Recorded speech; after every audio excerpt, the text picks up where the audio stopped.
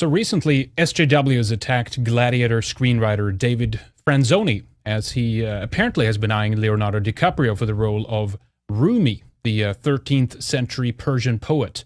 This is going to probably be another Hollywood production that butchers the real history, as they always do. But the real controversy that flared up here is the charge and allegation of cultural appropriation. How dare the anti-white Hollywood put a white guy for this role? Because Rumi wasn't white, right? Well, we're going to get the real backstory on this from Jason Reza Jorjani, the author of Prometheus and Atlas. Jason is an Iranian-American of Persian and Northern European descent, and has a long interest in the real history of Iran and Persia. And I think everyone will be surprised because Jason argues that Rumi actually was white. But please don't forget to check out the full story, Rumi Was White, that Jason wrote for us on redeyes.tv for all the details, the more in-depth research, and the backstory to this brief interview. Explain to us, why was Rumi white? Well, first of all, Rumi was a Persian, and the Persians are one group of Iranians, the culturally dominant ones. Iran itself is just shorthand for Aryana Khashatra, or Iran Shahr in Middle Persian, which means Aryan Imperium. The Iranians are essentially the eastern branch of the Aryan world. They're the Indo-Europeans who migrated eastwards rather than westwards. And despite the 7th century Arab Muslim invasion of the Persian Empire, the part of Iran in which Rumi was born remained largely white because it was furthest away from the front lines. That's news, I think, to most people, that the fact that Iran used to be white. I think that would be a shock to most people to learn it, but you're saying that before the Arab invasion, these were European-looking people there. That's right, and there was a second huge wave of miscegenation, forced miscegenation, that resulted in this demographic shift in Iran. And this occurred about a decade after Rumi was born. The Mongols poured into Iran from the east, and in fact, Rumi wound up in Anatolia because his family was fleeing successive waves of the Mongol invasion. When Rumi was alive in the 1200s, what were the conditions like? No, you had a white country.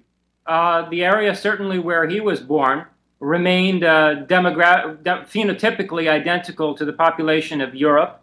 And then the Mongols swept in from the east, and Rumi and his family were fleeing westwards. The interesting thing is that the Turks, who are related to the Mongols ethnically, were at this slightly before that, about a century or two before that, they had begun to migrate downwards into what is now Turkey, into what was then the Eastern Roman Empire, Byzantium.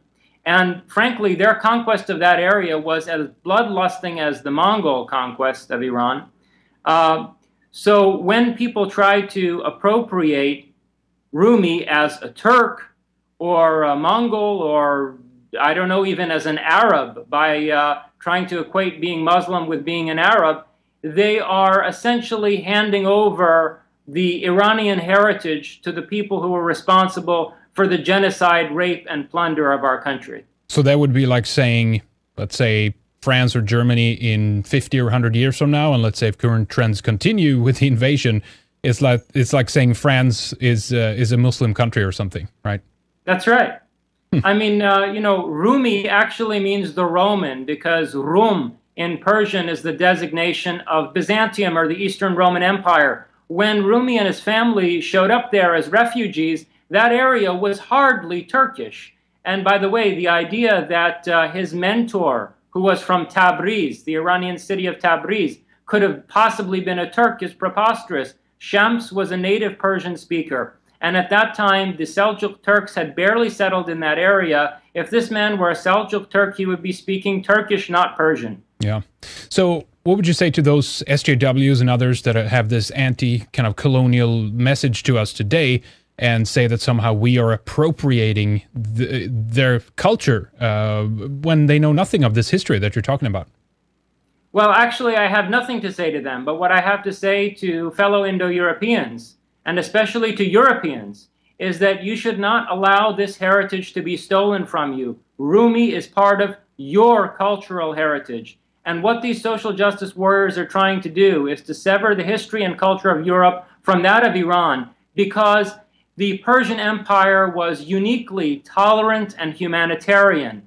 And what they don't want people to know is that benevolent Indo-European or Aryan colonialism is not only possible, we had it for centuries, and it bettered all kinds of people who lived within that realm. The Persians always aimed to raise the standard of living of all ethnicities and cultures within their territories. So on the one hand, they are trying to demonize European colonialism by isolating it from the history of Iran. And on the other hand, they're forwarding the false claim that white people can never be colonized. Iran was a great white empire that was colonized by brown and yellow peoples. Same thing they're happening today. They're trying to claim we're not being colonized, but we are.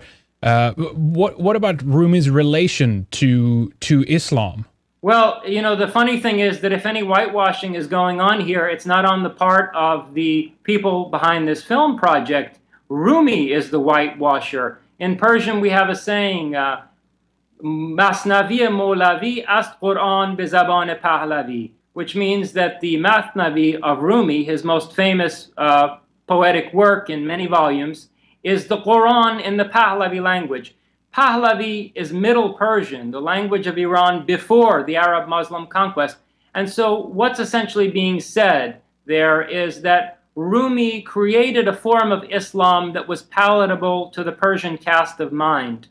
This is what a colonized person does. This is what someone who has to come to terms with their country having been colonized winds up having to do. What do you think we should learn from this incredibly important history lesson in Europe and even America to a certain extent today? I think it's important for Europeans to understand that Iran was a superpower for centuries. It was the only rival of the Roman Empire on the earth.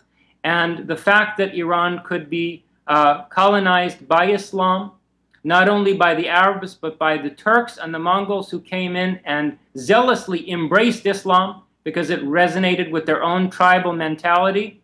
The same thing can happen to Europe. Do not think that it cannot happen to you. You will not be able to isolate and protect yourself from this.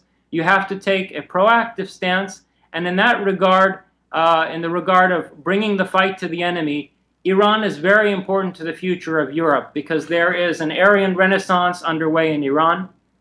The only place on earth right now that you can refer to Aryan identity positively is in Iran. It's perfectly normal discourse among the young generation there now, who have seen through the lies of Islamic moderates and apologists for Islam, and who are going to bring forth a cultural revolution in that country that hopefully will be a beacon to Europe and the white world at large. All right, you heard the professor. Rumi was white. Thank you so much for joining us today, Jason. I appreciate your time. Been a pleasure being with you, Hendrik.